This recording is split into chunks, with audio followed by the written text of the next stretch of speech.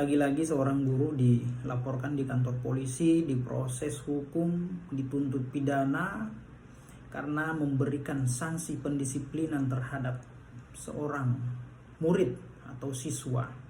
Lalu kemudian orang tua siswa membuat laporan di kantor polisi karena tidak terima anaknya diberi sanksi. Sanksinya kan pendisiplinan agar sang murid atau siswa tersebut merubah sikapnya, etikanya, perbuatannya. Kalau guru memberikan sanksi pendisiplinan berarti ada hal yang kurang berkenan terhadap siswa tersebut. Nah itu ya, jangan kemudian karena disanksi, diberi teguran, lalu kemudian sebagai orang tua tidak terima dan lakukan tuntutan. Nah ini kan terlalu berlebihan. Ingat Bapak Ibu ya, seorang guru atau siapapun itu sebagai tenaga pendidik, tenaga pengajar yang sedang atau menjalankan tugas profesinya sebagai pendidik, maka tidak dapat dituntut pidana.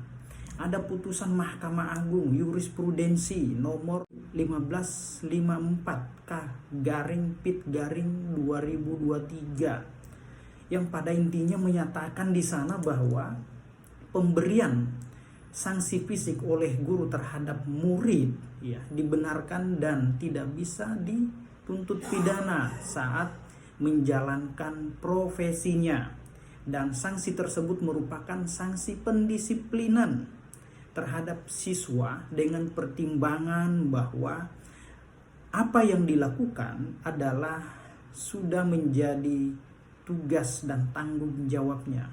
Maka guru tersebut tidak dapat dituntut atau tidak bisa dijatuhi pidana atas perbuatan atau tindakan tersebut.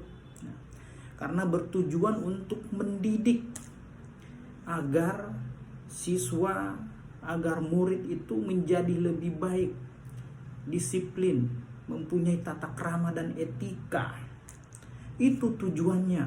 Nah, kalau misalkan gurunya melakukan tindakan-tindakan yang memang tidak sepatutnya, melakukan penganiayaan atau ada motif pribadi, maka tentu itu hal lain ya.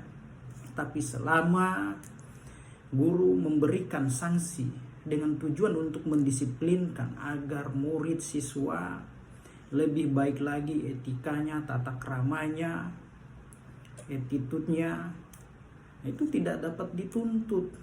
Nah, itu berdasarkan putusan Mahkamah Agung ya, nomor 1554.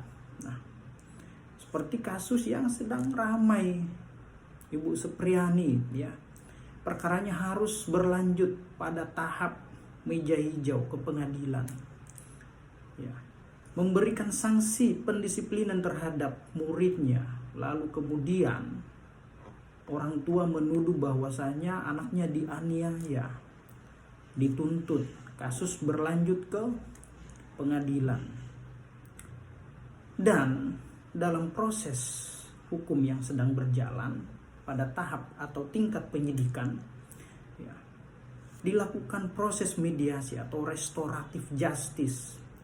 Oleh karena upaya perdamaian tersebut bersyarat, ya syaratnya ya, informasinya ya, ada sejumlah permintaan uang ya, uang yang bahkan sampai puluhan juta rupiah. Oleh karena Ibu Supriani tidak menyanggupi permintaan tersebut dan memang dia tidak mau melakukan permohonan maaf karena dia tidak melakukan perbuatan sebagaimana yang dituduhkan, dia menolak untuk bermohon maaf. Kasus lanjut ya, dan